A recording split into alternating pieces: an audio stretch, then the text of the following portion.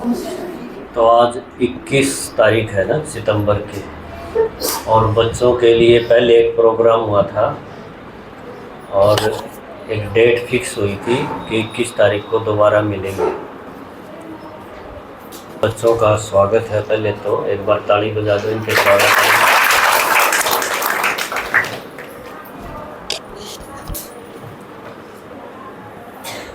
ये क्लासेस बच्चों के लिए क्यों ज़रूरी हैं? वैसे तो बच्चे तो पढ़ रहे हैं, स्कूल में कॉलेज में जाते हैं, लेकिन एक चीज़ की कमी समाज में, देश में देखने को मिलती है, और वो चीज़ क्या है? Moral value. मॉरल वैल्यू से मतलब है कि पढ़ लिख के अगर एक आदमी अच्छा इंसान नहीं बना तो वो सेवा क्या करेगा समाज की, मानवता की? वो तो सिर्फ इतना ही हो सकता है, भाई अपने कमा लेगा, परिवार पाल लेगा, लेकिन जहाँ ज़रूरत होती है मानवता की, इंसानियत जिसको कहेंगे, वहाँ तो ये चीज़ें फिर काम नहीं आती। तो मॉरल एजुकेशन कहो, मॉरल वैल्यू कहो, मैं एक एग्जांपल से आपको बताऊंगा। वो एग्जांपल है, एक बार एक मेरे साथी मुझे बोले कि मैं बैंक में कुछ पैसे हिसाब क्लियर करके आता हूँ, लोन लिया था और मैं वो दे के आता हूँ। तो मैं बोले मास्टर जी लोन तो बैंक वाले ले ही लेंगे आपसे। ना जी, बोला ये ज़्यादा ले लेते हैं, ब्याज जोड़ जाड़ के, मैं एक ही बार में कलेश खत्म करके आऊँ। मैंने उसको सुझाव दिया कि आप जो पैसे जमा करके आ रहे हो ना एक मुश्त, इसको किसी अपने रिश्तेदार को, कोई जिसको ज़रूरत हो उसको दे दो, क्योंकि मैं बैंक में रहा हूँ तो मुझे पता है वो पहले ही ब्याज जोड़ के पहले ब्याज लेते हैं, जितनी किस्तों में है वो, है ना, मूलधन पड़ा रहता है। तो बोला जी बात तो सही है, किसी के काम आ जाए, कोई परिवार में या रिश्तेदारी में कोई ऐसी औरत हो, विधवा हो, जिस पर कुछ जुगाड़ ना हो, और ये आपके 2-2.5 लाख रुपए से उसका कुछ काम चल जाए तो किस्तें वो पुगा देगी। तो घंटे के बाद फिर आए वो मास्टर जी, बोले सर मैं जाऊं बैंक में? तो मैं हंसने लगा। मैं बोला क्या हुआ? बोला कोई एक आदमी भी रिश्तेदारी में, परिवार में, मुझे ऐसा नहीं लगा कि जिसको मैं ये दे दूंगा और मेरे उल्टे आ जाएंगे। मन तो ऐसा लग गया कि ये भी जाएंगे और वो किस्त भी मन्ना देनी पड़ेंगी, है ना। तो मुझे लगा कि देखो कितने डिग्री होल्डर पढ़े लिखे एक एक गांव में, शहर में खूब मिल जाएंगे, लेकिन एक ईमानदार आदमी नहीं मिल रहा। तो जरूरत है कि नहीं ईमानदारी की? अगर वो ईमानदार एक भी होता ना, चाहे उस पर डिग्री कोई ना हो, कुछ नहीं पढ़ रहा हो, तो वो 2.5 लाख रुपए उसना मिल जाने थे, उसका गुजारा हो जाता और आगे प्रोग्रेस भी होती। पर उसने देखो बेचारे ने पूरा नज़र घुमाई और उसको एक भी ईमानदार नहीं मिला जो वापस कर दे। तो ऐसी हालत जब हो जाती है ना, तो हमें लगता है कि भाई ये पढ़ाई में कुछ ऐसी चीज़ भी शामिल होनी चाहिए जो इन चीज़ों की तरफ बच्चों का रुझान हो जाए, क्योंकि इनके बिना तो कुछ चलना ही नहीं। नौकरी में ले लो या परिवार जब बसाओगे, घर बसाओगे, तो ईमानदारी है, सच्चाई है, सफाई है, भरोसा है, ये चीज़ें अगर नहीं है, और वैसे बहुत बढ़िया पढ़ा लिखा है, तो वो परिवार टूटेंगे। और यही कारण है कि आज के टाइम में हम देखते हैं ये चीज़ें न होने के कारण जल्दी ही जो पारिवारिक रिलेशंस है हमारे, ब्याह शादी का, थोड़े दिन में ही आप देखो तलाक हो जाते हैं, क्योंकि कोई भी आपस में सहन नहीं कर सकता, थोड़ा सा भी सहन नहीं करूँगा, सामना सब कर लेंगे। जहाँ सहन करना चाहिए वहाँ सामना कर लेंगे, तो गलत हो गया निर्णय शक्ति भी गलत होगी। तो असल में ये जो यहाँ जो ज्ञान सिखाया जाता है ना, इसको ये भी एक पढ़ाई है। ये कोई गुरु जी का सत्संग ऐसा कुछ नहीं है कि ध्यान लगाओ फिर ऐसे बैठ जाओ, ये बिल्कुल नहीं, ये पढ़ाई है। और ये पढ़ाई हमें वो चीज़ें देना चाहती है जो आज हमारे परिवार को, समाज को और खुद को भी ज़रूरत है। तो इस पढ़ाई को बोलते हैं बच्चों आध्यात्मिक पढ़ाई, है ना। आध्यात्मिक का नाम आते ही हमारे मन में ऋषि मुनि आते हैं, जो ऐसे बैठे रहते हैं, बड़ी बड़ी जटाएं हों जिनके, गुफा में बैठे हों, सब कुछ छोड़ के बैठे हों, घर गृहस्थी से दूर हो गए हों, है ना। बाबा जी याद आता है। यहाँ ऐसा नहीं है, ये पढ़ाई है, ये वो चीज़ें नहीं हैं जो अब तक हम देखते आए थे। घर गृहस्थी में, परिवार में सारी चीज़ें निभाते और हमें वो चीज़ें अपने अंदर पैदा करनी है जिनकी मुझे भी ज़रूरत है और सारे समाज को भी ज़रूरत है। वो कैसे मिले, उस चीज़ की ये पढ़ाई है। यहाँ जो ज्ञान योग जो भी चलता है ना इस पाठशाला में, उन सब का मकसद यही है कि आपको लौकिक काम तो करने ही है, अपने परिवार के, शरीर के, कमाई भी करनी है, कोई मंगते नहीं बनना है और न छोड़ छाड़ के भागना है कोई जंगल में कि महात्मा बन गया, साधु बन गया। बल्कि यहाँ रहते रहते, परिवार में रहते, ऐसे तरीके से यहाँ पर पढ़ाई जाती है जो आपको फील भी नहीं होगा कि मुझे कुछ छोड़ना पड़ रहा है। ऐसा नहीं है कि त्याग करना कोई बड़ी बात होगी, क्योंकि तरीका ऐसा है यहाँ की पढ़ाई का कि जैसे किसी बच्चे को मान लो आप कोई चीज़ उससे छुड़वानी है, तो एक और चीज़ उसके सामने रख दो जो उससे बढ़िया हो, तो क्या होगा, बच्चे के लिए वो पुरानी चीज़ छोड़ना बड़ा आसान हो जाएगा, है ना। तो इसी तरह से यहाँ जो पढ़ाई हम पढ़ते हैं इसमें सब आगे, ये सब एज के, क्योंकि पढ़ाई की वैसे कोई उम्र होती नहीं, सीखने की कोई उम्र नहीं। आदमी जब तक चाहे सीखता रहे, और सीखेगा तो ऐसा भी नहीं कि उसका शरीर जिस दिन खत्म होगा तो वो सीखी हुई चीज उसके साथ जाएगी। ये खास बात है इस आध्यात्मिक पढ़ाई की। तो यहाँ पढ़ाई पढ़ते पढ़ते धीरे धीरे अपने अंदर एक तो आ जाता है संयम है ना। संयम समझते, यानी कोई भी परिस्थिति होगी हम उसमें उतावले नहीं होंगे, सही निर्णय देंगे। नहीं तो आवेश में आ गया, क्रोध में आ गया, टेंशन में आ गया तो निर्णय गलत होते हैं और उस अनुसार फिर कर्म भी हो जाता है, तो सारी उम्र पश्चाताप भी करना पड़ता है। तो हम कहीं तो संयम सीखते हैं, कई हमारे अंदर शक्तियाँ आती। कौन सी शक्तियाँ?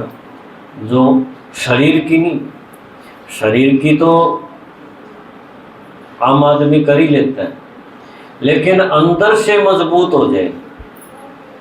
मान लो बच्चों की बात हम लें, सभी बच्चे तैयारी करते हैं अपने करियर के लिए, मैं ये बनूंगा, मैं ये बनूंगा, और कंपटीशन इतना है। क्योंकि आप अगर देखोगे बड़े बड़े शहरों में एक एक परीक्षा के लिए बच्चे कोचिंग भी करते हैं, मेहनत करते हैं, और यहाँ के बच्चे भी करते हैं। बाई चांस ऐसा हो जाता है कई बार कि सफलता न मिले, है ना, क्योंकि क्राइटेरिया ऐसा बना रखा है, नंबरों पे आधारित है, नहीं बन पाती, एक नंबर से ही रह गया, एडमिशन नहीं हुआ या जॉब में रह गया।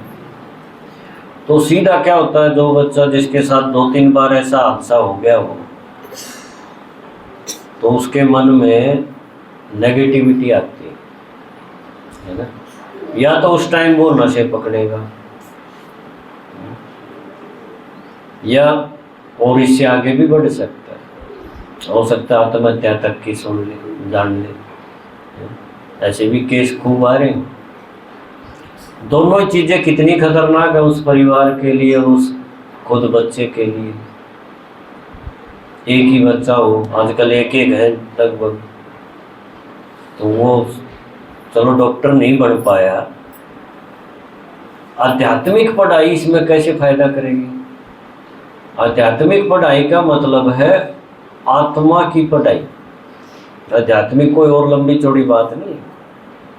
आध्यात्मिक का यही मतलब कि आपने जो कुछ सीखा है, जो धैर्य, जो संयम, जो ईमानदारी, जो मेहनत का गुण, ये जो आपके अंदर डेवलप हुए हैं ना, इनका विकास हुआ है।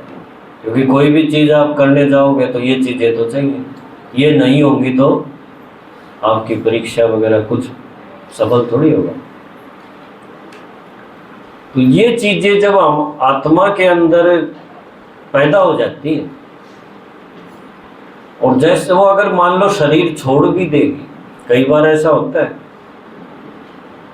कि जैसे भिवानी में एक बच्चे का मैंने केस सुना, उसका बेचारे का कहीं सिलेक्शन हो गया, अच्छी तैयारी कर रखी थी, और देखो उसको सब डॉक्यूमेंट्स वगैरह वेरिफिकेशन हो गई थी, सारी चीज़ें, और वो वापस घर आ रहा था बड़ी खुशी खुशी कि अब तो ज्वाइनिंग लेटर आएगा और फिर मैं ज्वाइन करूँगा।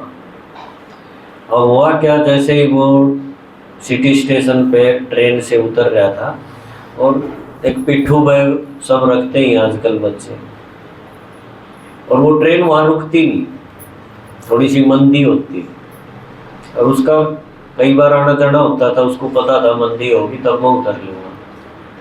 और वह क्या, वो कहीं किसी चीज़ में उलझ गया उतरते समय, और आप देखो ऑन द स्पॉट उसकी डेथ होगी, है ना। अब वो एक ही था उसके घर में, आप सोचो क्या हाल होगा। तो कई बार ऐसा भी हो जाता है। आध्यात्मिक लाइन की जो पढ़ाई है ना, वो ऐसे विनाश नहीं होती, ये उसकी खासियत है। ये जो हमने सर्टिफिकेट लिए, जो भी पढ़ा, ये चीज़ें, आत्मा का जन्म तो और भी होगा, ये यहीं पे स्टॉप लग जाएगा, वो कागज यहीं रह जाएंगे। हाँ, ये चीज़ ज़रूर है, उसने जो गुण, जो मेहनत की होगी, धैर्य जो अपना बना के रखा होगा, ये चीज़ें तो ट्रांसफ़र होंगी, ये तो आत्मा में जाएंगे। लेकिन इन गुणों के कारण जो सर्टिफिकेट मिला था वो यहीं रहने वाला है। तो विनाशी और अविनाशी दो चीज़ें होगी। तो अगर कोई सही मायने में इस ज्ञान को, इस पढ़ाई को पकड़ गया कि मैं आत्मा हूँ, ये जिसके पक्का हो गया, क्योंकि ये सारी चीज़ें, पढ़ाई, गुण लेना, निर्णय करना, सहन करना, ये शरीर नहीं करता, ये आत्मा करती है। तो आत्मा के अंदर ये चीज़ें विनाश होती नहीं, आत्मा की कमाई विनाश थोड़ी होगी। तो यहाँ की आध्यात्मिक पढ़ाई, ऐसा नहीं कह सकते कि बुढ़ापे में जब सब कुछ हो जाएगा, रिटायर हो जाऊंगा तब पढ़नी है। ये हमारे अंदर ये भी एक, कई आदमियों से मैं सुनता हूँ कि अभी हमारी क्या उम्र है ये ज्ञान योग सीखने की, है ना। जबकि मैं अपने अनुभव से ही बताऊँ कि मुझे अभी कितना 30 साल हो गए इस ज्ञान में, क्योंकि किसी का भरोसा तो है ही नहीं। क्या गारंटी है कि मैं 70 साल तक जीऊंगा? समय पे तो कोई किसी का वो है नहीं, कभी भी किसी का अंतिम समय आ सकता है, या तो फिक्स हो, हमें पता हो, तब हम अपनी प्लानिंग बना दें। तो दोनों चीजें साथ साथ चले, ये है समझ की बात। दोनों मतलब, एक तो इस शरीर में आत्मा बैठी है, तो इस शरीर को चलाने के लिए हाथ न फैलाने पड़े, जो जो चीज़ें चाहिए, रिसोर्सेज चाहिए, मटेरियल चाहिए, हर तरह का मेरी कमाई इस हिसाब की मैं कर सकूं, एक तो वो पढ़ाई पढ़नी पड़े। लेकिन वही सब कुछ नहीं है। हम गलती क्या कर रहे हैं बच्चे आजकल, उसी को सब कुछ मान लिया और उसमें असफलता मिल गई। कई बार होगा ही, क्योंकि जहाँ 10 आदमी चाहिए और बैठे हुए 1 लाख है, तो फिर बाकी तो फेल होने ही है ना, उनका थोड़ी सिलेक्शन होगा। तो ये आध्यात्मिक पढ़ाई उसके काम कहाँ आएगी कि वो उसको नेगेटिव बढ़ने से वहाँ पर रोक देगी। वो कर्मों का सिद्धांत इस पढ़ाई से ऐसा समझ में आता है, बहुत गजब का, क्योंकि आध्यात्मिक पढ़ाई ही ये बताती है कि आत्मा का हिसाब किताब पास्ट का भी साथ साथ आता है। हम कई बार सब कुछ पढ़ लेते हैं ना, सारी चीज़ें होगी, लेकिन नहीं होता सिलेक्शन। कहीं इंटरव्यू में कुछ दिक्कत होगी, कहीं कुछ और दिक्कत होगी, कहीं मेडिकल में रह गए, है ना कहीं कुछ पेच उड़ जाता है। वो असल में हम तो देखते हैं एट प्रेजेंट को, आज की स्थिति ऐसा था इसलिए हो गया, लेकिन इनके पीछे एक बहुत बड़ा कारण क्या है, हमारा हिसाब किताब खाता। तो जो इस पढ़ाई में पढ़ रहा है ना, वो विचलित नहीं हो इस पढ़ाई को पढ़ने वाला, कि उसको ये भी ध्यान रहेगा कि मेरे हाथ में कर्म करना है, लेकिन जो पास्ट का मेरा कुछ ऐसा खाता है तो वो भी मुझे वो ऋण भी चुकाना है। ये दोनों चीज़ें उसकी बुद्धि में रहेंगी, पुरुषार्थ भी और ये कर्मों की गहन गति का ज्ञान भी। और ये बहुत ज़रूरी है। अगर इस ज्ञान का नहीं पता होगा ना, तो वो विचलित हो जाएगा और वो और ज़्यादा बड़ी समस्या में फंस सकता है। मालूम नशे ही करने लग गए तो बताओ, सब कुछ बर्बाद हो जाएगा। तो ये आध्यात्मिक पढ़ाई कहो या ये ज्ञान कहो, ये हर एक बच्चे के तक जरूरी है। ये बूढ़े आदमियों का काम है ऐसी बात नहीं है, क्योंकि हमें पहले से ये 4 आश्रम जो बताए थे ना, वो उस हिसाब से हम सोचते थे संन्यास आश्रम में जब जाएंगे या वानप्रस्थी बनेंगे 60 साल के बाद, तो ये ज्ञान योग सीखेंगे, है ना। अब तब क्या सीखना बताओ, जब सारा गेम पूरा हो गया तब आप गेम के नियम जानना चाहते हो, क्या फायदा। जिंदगी कैसे जीनी है, कितना संयम कहाँ पे चाहिए, असफलता मिल जाए तो क्या करना है मुझे, किस टाइप की सोच के साथ फिर आगे बढ़ना है, ये सारी चीज़ें तो कर्म क्षेत्र में अभी चाहिए। बाद में सब कुछ टूट लेगा तब मैं योग लगा के बैठूंगा, ये तो हारी हुई बाजी वाली बात है। तो बहुत ज़रूरी है अपने को आध्यात्मिक ज्ञान में लेके और डिसिप्लिन में डालना होता है। तो पहले तो हम इस चीज़ को समझ ले, एक एक चैप्टर के हिसाब से 7 दिन का अपना कोर्स होता है, उसमें मोटा मोटा समझ में आ जाएगा। फिर इसकी एप्लीकेशन आएगी।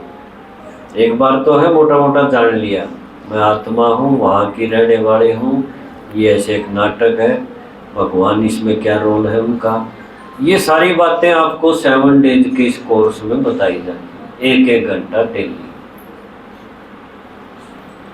उसके बाद हमें लगता है कि अब ये ज्ञान जो मुझे मिल गया, इससे मेरा जीवन सुखी कैसे हो, मेरा कोई टेंशन है तो वो टेंशन कैसे भागे, उसका कोई तरीका इसमें दिया है, वो आपको तरीके मिलेंगे। और जब सारा ज्ञान आप समझ जाओगे तो मुझे लगता है कोई समस्या, दुनिया की कोई समस्या